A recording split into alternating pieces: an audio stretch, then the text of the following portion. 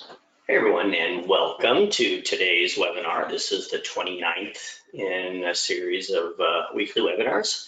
My name is Steve Hess. I'm the Director of User Experience at OpenBOM. I'm just see there's still a few people joining. I'd like to welcome back some names that I recognize, as well as some new names. Just take a moment, kind of orient yourself to the GoToWebinar. There's a panel on the side where you can type questions.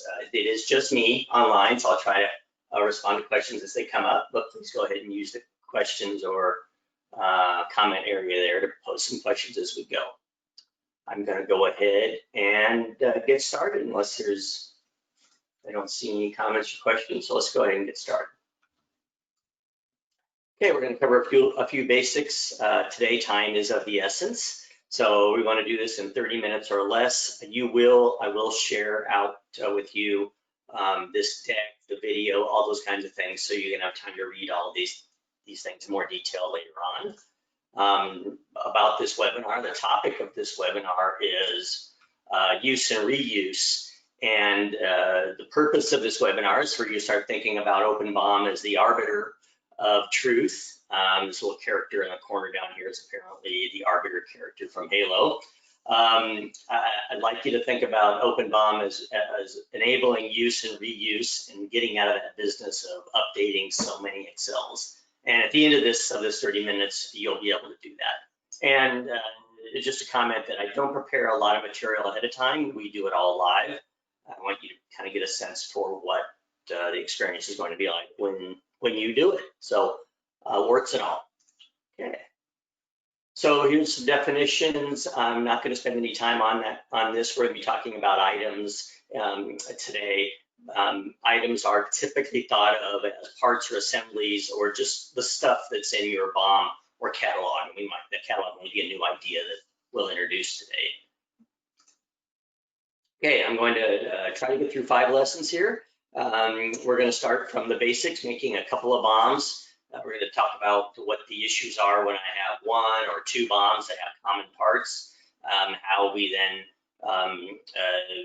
kind of move those common parts into a central area where we can reference them as an instance and we can reuse them in BOMs and other BOMs. And then finally, how we control when BOMs update, since we're going to be referencing kind of a single source of truth. We want to be careful how changes there are kind of propagated into our BOMs that are out in the wild. And then we want to quickly show how those updates can maybe drive down through the purchasing process. Okay, so this brings us just a few minutes into lesson number 1. And I'm going to jump out here. We're going to start doing this live. We're going to jump back and forth between the slide deck a little bit.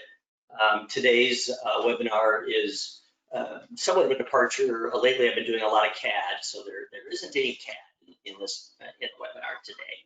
So so let's go ahead and get started. Again, you're welcome to put this on another screen. You're welcome to follow along. Open an OpenBOM session to follow along if you like.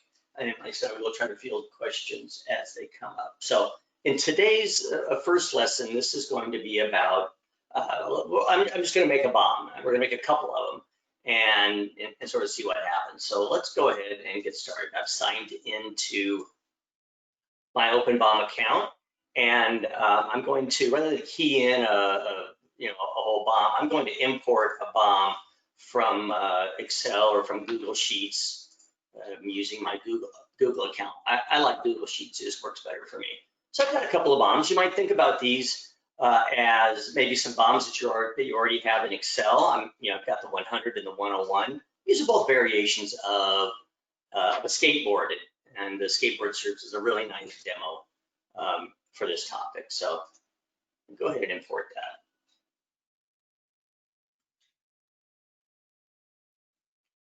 All right, so what do we have? We have a bill of material in OpenBOM that's just like if you had it in Excel. All of this data is, is mastered in OpenBOM in this bill of material. We've got the part numbers and all the other things. This is exactly how it came in from my Google Sheet. I've got things like cost and total cost, and there's I did some calculations in Google Sheets and figured out, how to, what the price of 2 axles is and whatnot. And it brought all of that into OpenBOM. So what's sort of important here is that this is, and by the way, I do want to point out that any links or anything that I had in my BOM, like maybe I had the McMaster, the link to the McMaster, nut here or something, if I'm in OpenBOM, it's going to take me right to that in McMaster. So all that data comes in. I've got a single BOM, and that's cool. So now the next question, and you can run this as a BOM, you can release it, print it, share it with your colleagues. This is a fully functioning, bill of material. But where it starts to get interesting is, well, what happens now if I have the 101 version of this BOM as well? So I'm gonna come back here to my dashboard in OpenBOM, and I'm gonna bring in the 101, and you'll see now quickly what starts to happen here. Well, let's bring in that 101.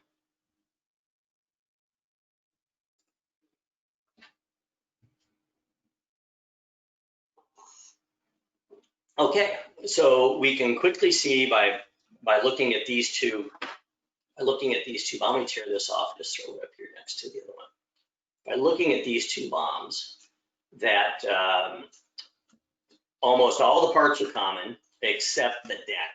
In this, in the 100, I've got, this is, the shorter version. This particular skateboard uses a standard deck. The 101 uses a long deck, and as a matter of fact, it's got 3 axles, and which requires it to have 6 wheels and more of nuts and bolts and things. So let's think about the 101 as kind of being the 3-axle skateboard for this example, and the 100 is the more classic 2-axle one. All the parts except for one are the same. They're reused between these and just in different quantities. So let's just kind of take a little bit of a deeper dive here, and just sort of examine what we have. Let's take a look at the wheel. I've got the 5400 wheel exists in both my 100 and both of my short and my long board. So if something comes along and I end up needing making a price change for something here, it goes to, I got to start getting a good buy on these, and I change my price to 258 in the 101. Gosh, the price doesn't change in the 100. In this use case, OpenBOM is acting just like Excel or just like Google Sheets, in that these are 2 distinctly different BOMs. While these are the same part numbers, there's no relationships between them. And it starts to be hard to reuse parts, and it certainly doesn't scale. If I was to make, the 102 and the 103 and go on, I would just have to chase all these instances of these wheels, all around. So, but the bottom line here is that, if I make a changeover in one of these BOMs, it doesn't change in the other one, period. While I might be able to manage that for a couple of BOMs, it's probably not what I'm really after. So with that in mind, let's jump back to our webinar here. Let's talk about a few things that we want to start thinking about. Okay, so we just did this demo. We brought in the 100, the 101, and we saw that, basically while we have the same items in both sides, none of the information was shared. And of course, the decks are different, which is what we wanted. So let's start thinking about something we're going to call a reference instance. I'm going to use that word a little bit. We don't need to dwell on it, but we're going to go into a little bit of academics here, how OpenBOM works. Behind OpenBOM in the background is a sophisticated database. It looks like Excel, but it's running, and that's by design. I'm an engineer. I like kind of the experience of Excel. I think the grid is a great metaphor for working on BOMs, but it doesn't work great for multiple BOMs. So along comes OpenBOM. We build this reference instance database model, and we start thinking about a BOM as having sort of 2 big components. Number one, the thing we think about, the BOM that has part number and quantity of some item, and then the reference, which we call in OpenBOM a catalog. And this is another table that has the same part number in it. It has a bunch of other information. It basically has all the other information about the thing, in this case, the wheel. So we think about, okay, so here along comes our BOM. I know I've got 4 of the 6, part number 60 in my BOM. And what OpenBOM does, it goes off and fetches all of this other information through the reference link and brings that back to your BOM. Okay, so let's kind of start thinking about that a little bit as a line item in the BOM as being, part number and quantity, and then the rest of the information kind of coming from a database. All right, so now let's think about how does that scale?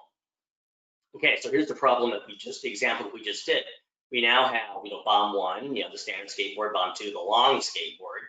And let's think about, in the case of the number of wheels. In this one, I've got part number quantity, that same thing, part number quantity.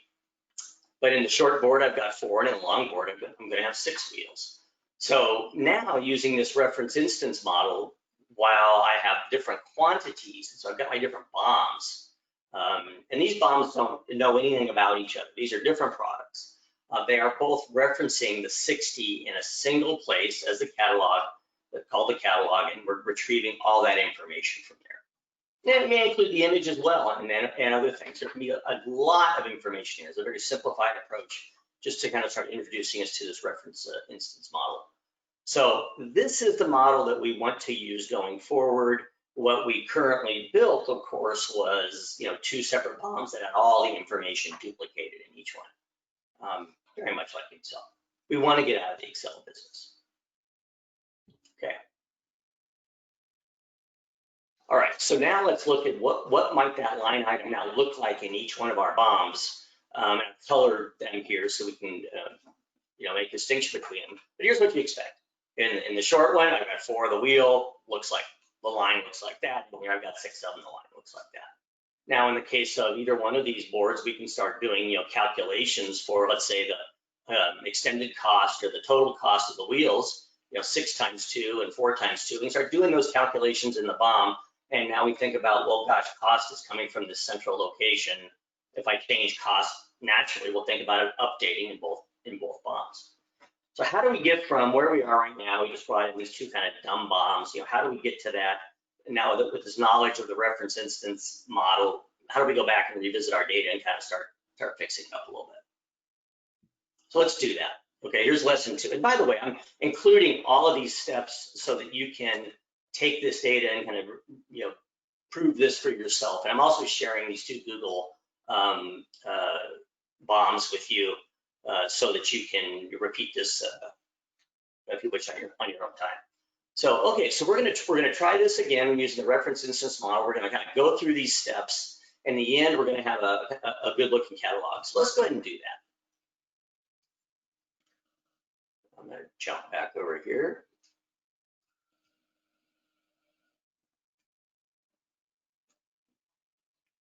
And let's go back to the dashboard here. So what we're going to find, what we're lacking here is, we've got these 2 bills of material. What we're lacking is that central catalog. So I'm going to go ahead and bring that in. And by the way, let me see if I can make a quick change here to increase the font size a little bit.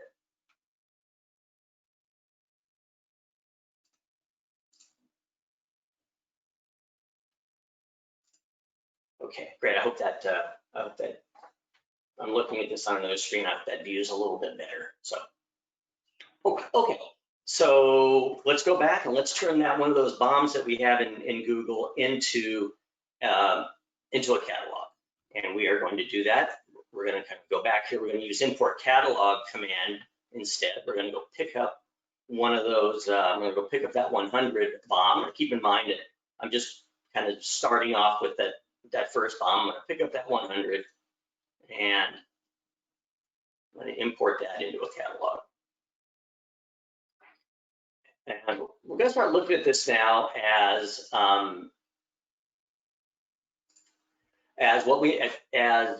items, not as a BOM, but as an inventory, as a catalog list of the stuff that we use to create our products. So there's another column that OpenBOM adds automatically. It's quantity on hand. And I'm going to use an automatic numbering command that we have here to just kind of fill this in with some fill this in with some numbers, and we'll kind of come back to that in a little bit. I've also brought in total cost. Now, total cost doesn't really mean anything in the instance because there's no calculations of quantity. So I pulled out that total cost. I'm starting to get this to look a little bit more like, what a catalog of items would look like. And finally, I want to rename this to be my skateboard items. Yeah. So that's good, but I picked up this deck. I want to bring in that. I want to bring in that other BOM. I'm going to bring in that other Google sheet for the 101, and you're going to notice what happens here. Keep in mind, I'm going to importing a BOM, that old BOM, right into this catalog. I'm going to get a message about what's going to happen. And what we did is we brought all those same bits and pieces in. We ignored the duplicates, but we just added. Now we added this item for the deck. So so we now kind of combined both of these catalogs, both these BOMs that were separate in Google, the 100, the 101. We brought them into a central catalog. And I want to be really clear here that what we've got now, this catalog is a full citizen in OpenBOM, and I can start doing calculations. I can do totals. I can put formulas in here. There's a lot of different things we can do. Like I said, we can start managing quantity on hand. Maybe I've got 5 of these on hand. We start managing that. And again, I want to remove the total cost that's snuck in there when we brought in the second one.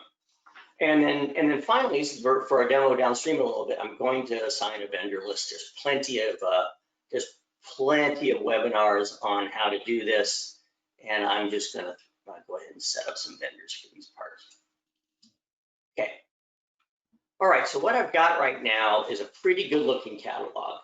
Independent of any bills of material, I've got all the items that I need. I've got both the decks, here the 01 and the 02 deck. I've got all the hardware that is reused, no quantities because this is a catalog.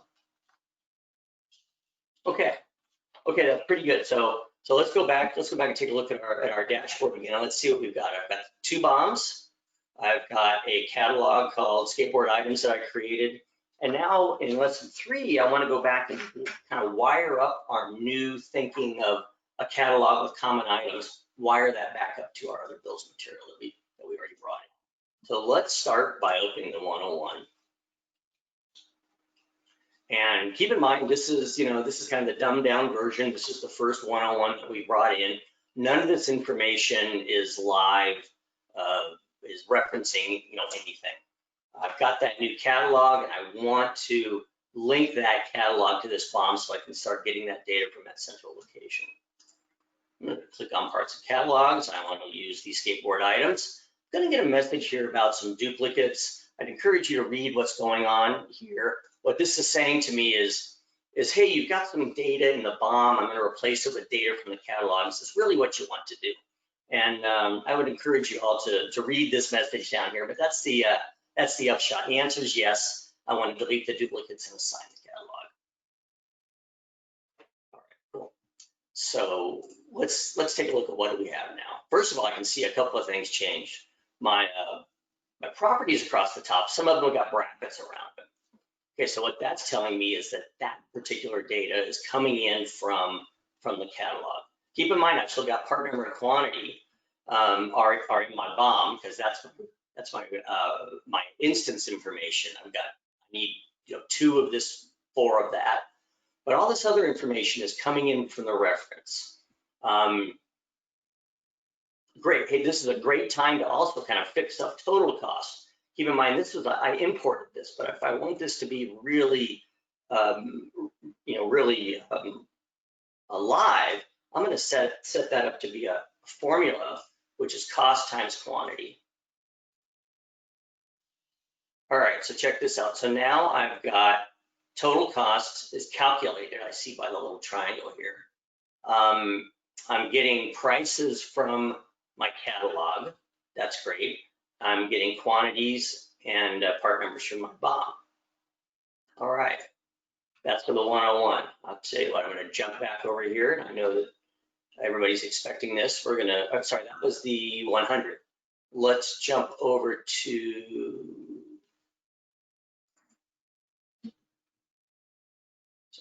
my bad.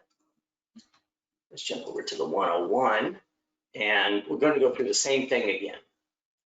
Keep in mind, and you remember this is all kind of dead data, which is that I imported. I'm gonna assign my catalog, remove any duplicates, and set up my total cost to now be a formula instead of a dead piece of data, cost times quantity. Okay, great.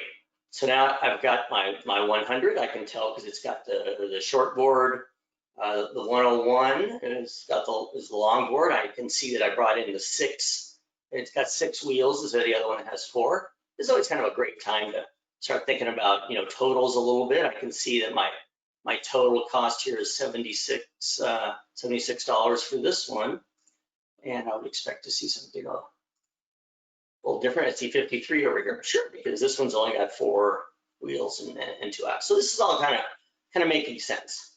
So this, so now where we're at right now, if we return back to that slide in a moment, you'll see we've got a couple of BOMs, the 100 and the 101, and they are now both referencing,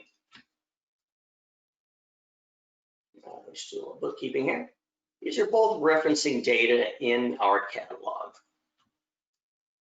So turn off some totals, get a little more screen. Okay.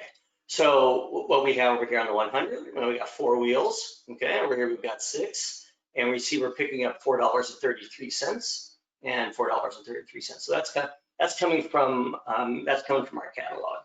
And then finally, but to kind of answer this question that we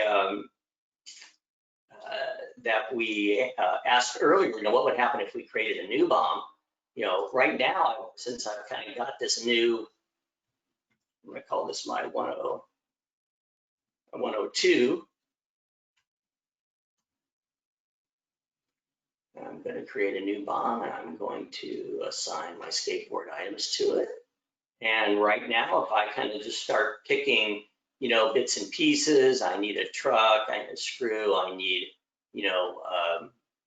a wheel. I can start creating a brand new product here called the 102. I'm going to make a 4-axle version of this, and that's going to need 8 wheels, and I'm going to need 16 of these. So we can start, and you can see by these grayed out boxes and the brackets up here that I'm now bringing all this pricing information from a central location. So that much effort, I wired up my first 2 bills of material to the catalog, and then now I can create more, and they're all, while the BOMs are independent, they're all referencing that single source of truth. Okay, so that brings us to brings us down here to lesson number 4. How do we control when updates happen? First, before we continue on with that, let me just cover something I can see that I missed. Let's go jump into, I'm going to open up the item information about this guy. Let's just go open this catalog and make a change.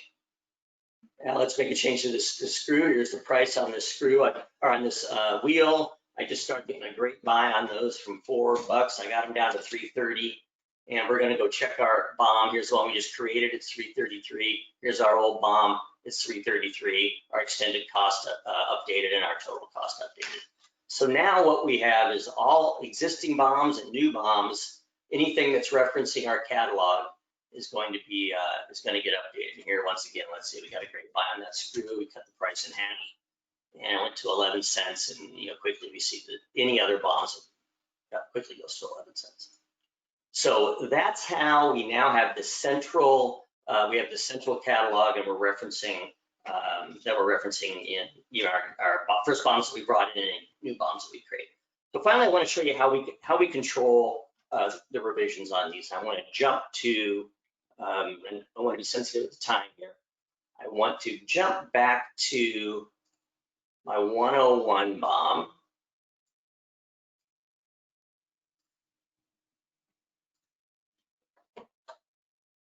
sorry, I jumped by 100 BOM. And, let's say that we've gone through all the work, this BOM is ready to go. And I'm just going to go through something very quickly here where we would take an order for this particular part. It's got an order for 23 items. And there's a webinar on exactly on what's going on here, but I'm working my way down to creating some purchase orders. I quickly create an order for 23 items.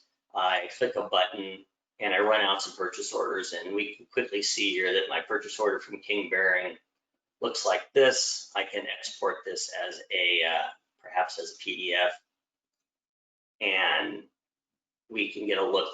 I'm going quickly, but we get a look at what this looks like. So I've created that work on that BOM. I took an order. I ran a PDF of the POs, so I can do this for each one of my vendors. So that process is done. I'm happy. I sent this to manufacturing. What's the next step? The next step here, excuse me. The next step here is that I release this. This order BOM. Let me get back to my order BOM.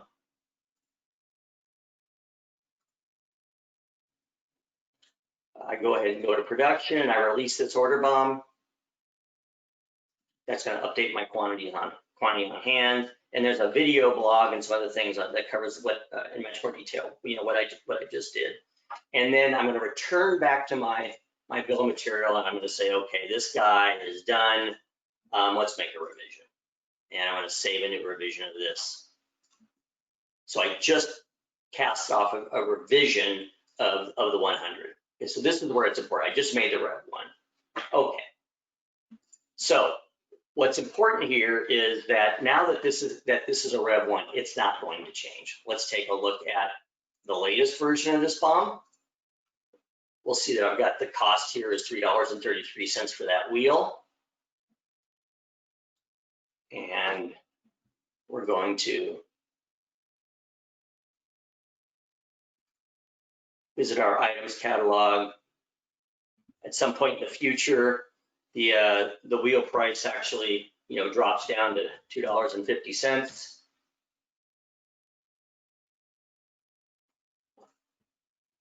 I see that the latest version of this BOM has it at $2.50, but as you all know, what's going to happen here when I set this back to Rev 1, I'm still going to see the price at $3.33. So the answer to your question, to the question about how do we control what BOMs get updates, is we create a revision. And I don't want to confuse everybody with that process that we just went through on creating POs and all that, but that's sort of the workflow you would go through. Once you're done there, create a revision. Now this Rev 1 is totally immune from any changes in the future. Our other BOMs, any other BOMs that were not released, will get the new price, as well as the latest version the latest revision here called latest. So I know that that's quick. I'm looking at the time right now. I kind of want to get back to going through a quick review and kind of point you to some references. So let me get back here. We went through these. There's another chart in here that kind of talks about what we just did. If you have multiple BOMs, where the quantity, how quantity lives on the link, and for people with a little more database interest, that you might find that interesting. And then we did the fourth lesson, which was create a revision, and you'll stop any updates from coming into your BOMs. Revisions won't get updates. Okay. For a review, I've got one more image. Sometimes this picture helps people visualize what's going on. Here's BOM 1 and BOM 2, all referencing the skateboard catalog. And if you're still kind of trying to get that idea of the ReferenceInstance model, sometimes this is helpful. There's a slide in here that I'd like you all to take some time and read. It is sort of 3 basic data management best practices listed here. Model 1, 2, and 3. We just did each one of these. We kind of started with the Model 1, which was just to import some dumb data. It was good, but it didn't scale. And then finally, we ended up with some catalogs and did some a little bit of thinking, eliminated the redundancy, enabled the reuse. Okay, again, another slide for those of you with some database interest might find this more interesting. The rest of us, I think, can just skip this. And then finally, I want to leave you with some references here. Both of those Google BOMs that I used to import are shared with you all right here. You can just import directly from there if you'd like. You can make a copy, take them and use them happily. This is the list of all this and the previous 28 webinars. I think you'll find those pretty interesting. Great place to start if you want to understand some basics about OpenBOM or with the help and this background. And again, for those of you with a little more interest in really what's going on and some kind of data management, deeper dive, take a look at that. So tell you what, we respond to every question that comes in at support@openbom.com. I love your feedback, good or bad, or any questions that you might have about this or any of the other webinars. So thanks for joining me. I hope you have a great day. I look forward to seeing you next week. Bye-bye.